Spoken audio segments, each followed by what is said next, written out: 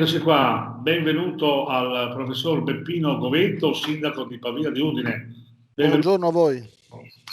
Ecco qui al punto Telefriuli, facciamo il punto proprio sulla situazione di Pavia di Udine, la situazione sul territorio comunale, sindaco.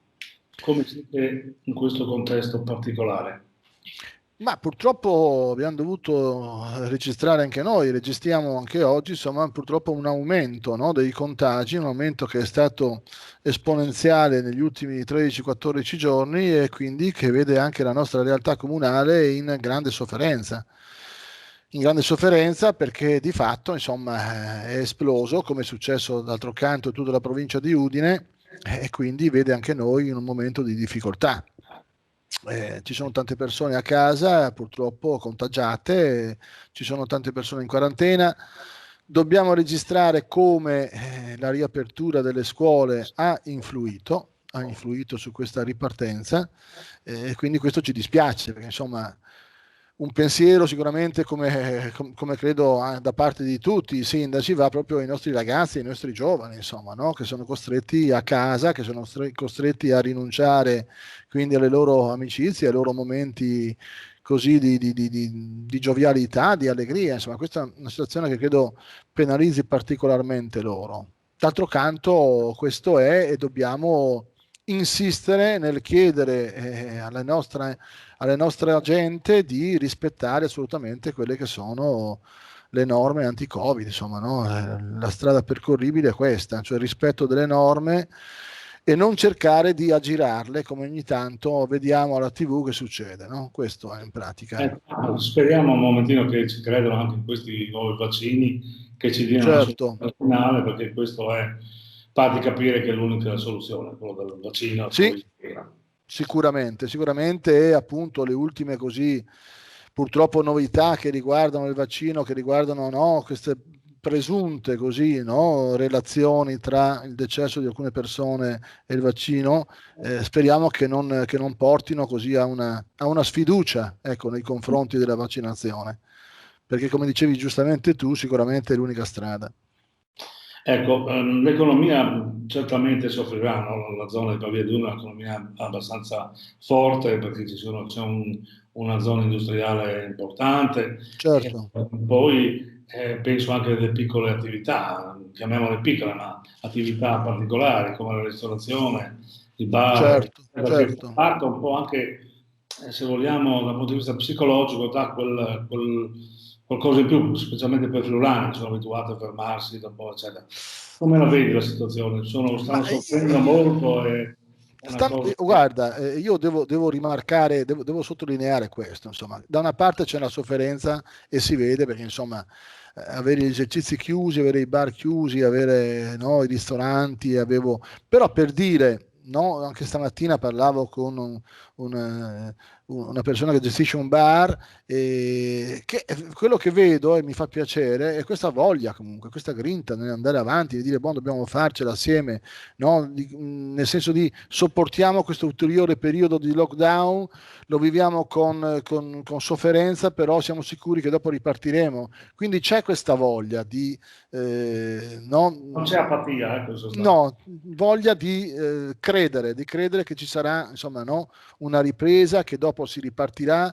Vedo questa voglia di reagire. Ecco, non c'è come dire no, un abbattersi, non c'è un rassegnarsi, ma c'è una voglia come dire, di ripartire. Quindi questo è positivo e lo vedo, ripeto, in tutte le persone con cui parlo, con cui così quotidianamente andiamo a prenderci il caffè per asporto, oppure per dire, prima ho incontrato casualmente un ristoratore, no?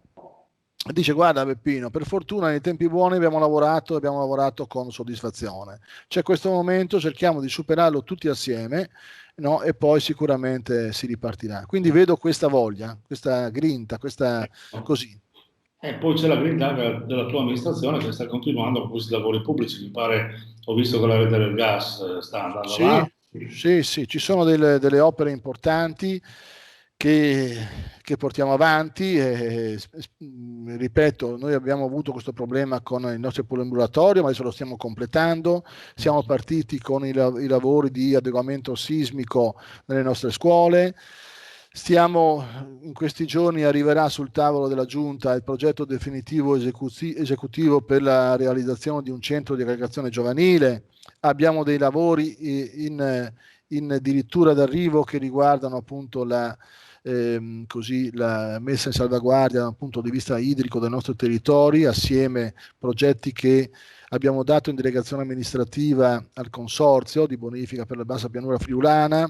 Abbiamo adesso, prossimamente partiranno anche una serie di piccole asfaltature di manutenzione così straordinaria della viabilità comunale.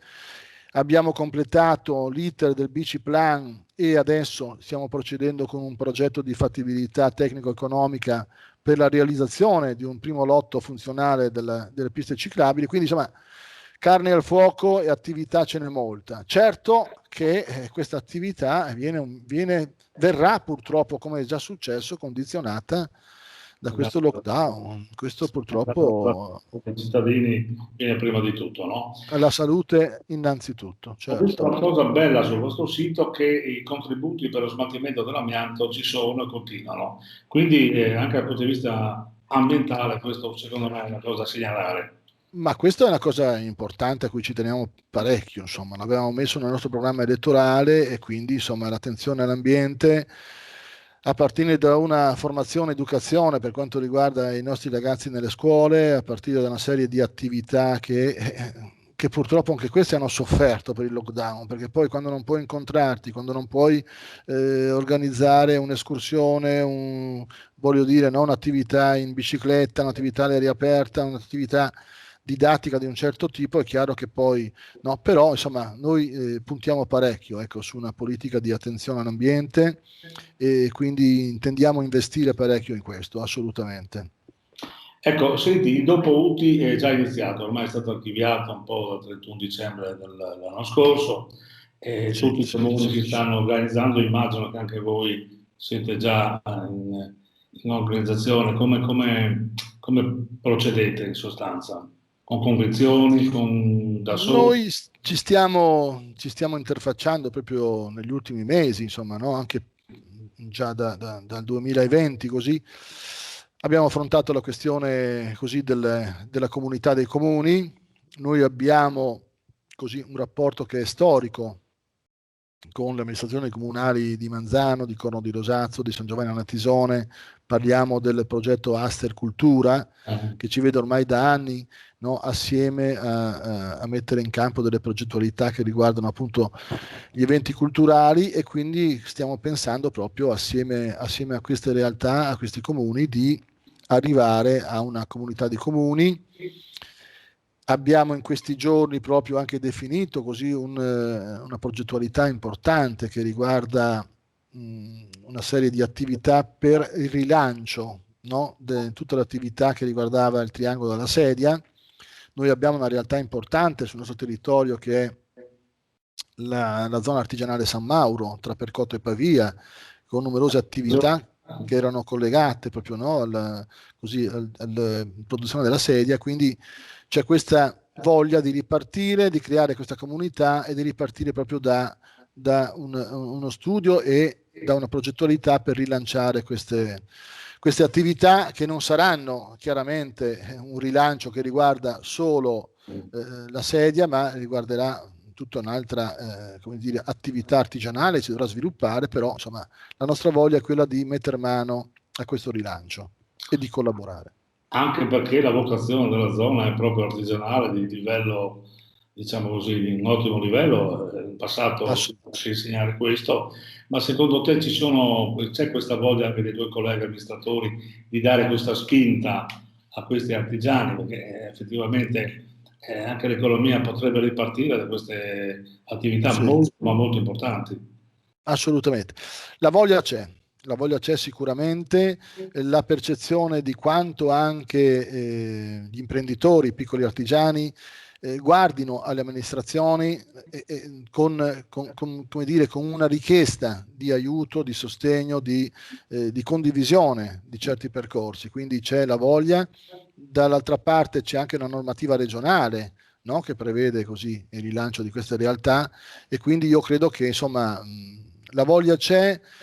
C'è anche qualche buona idea adesso, proprio per quanto riguarda la prossima concertazione regione enti locali. Abbiamo una proposta che presenteremo come associazione di comuni, proprio che riguarda questo tipo di progettualità. Quindi noi ci crediamo e pensiamo di riuscire a portare a casa buoni risultati.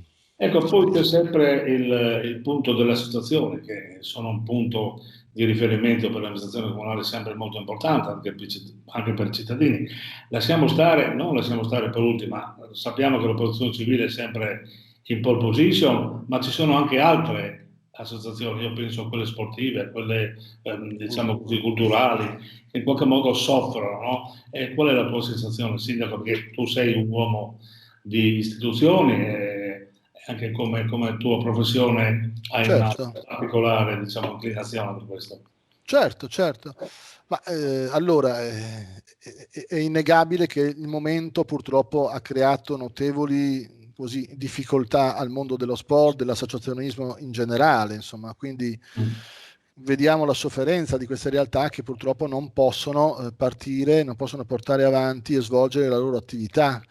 E questo naturalmente si riflette anche su tanti ragazzi, su tanti giovani, su tante famiglie, perché c'è poco da fare, insomma, no? Quando si bloccano le attività sportive, le attività culturali, non so, penso anche alla nostra banda, voglio dire, no? Quindi una realtà importante che promuove la cultura musicale, che è ferma. Penso ad altre realtà che purtroppo non possono svolgere la loro progettualità. Noi anche quest'anno abbiamo garantito il sostegno comunque con i nostri contributi alle attività, alle associazioni sportive e cerchiamo di essere loro vicine come possiamo. Per dire, abbiamo sul tavolo anche, grazie ai denari che abbiamo ricevuto l'anno scorso dalla concertazione con la regione, abbiamo sul tavolo lo studio di fattibilità di un progetto per la riqualificazione degli impianti polisportivi di Lauzacco, una riqualificazione generale che quindi va a toccare sia i campi di tennis, sia il campo di calcio, sia la realizzazione di un impianto di beach volley. Quindi abbiamo sul tavolo anche qui un progetto importante che appunto beneficia di questo contributo regionale. Quindi c'è un'attenzione continua, anche perché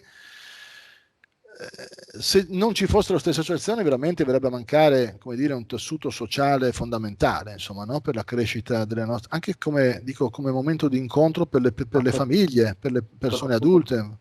Quindi, per i giovani e poi anche per tutte le altre persone, insomma. Senza trascurare, scusa, l'aspetto economico, no? Sì, senz'altro.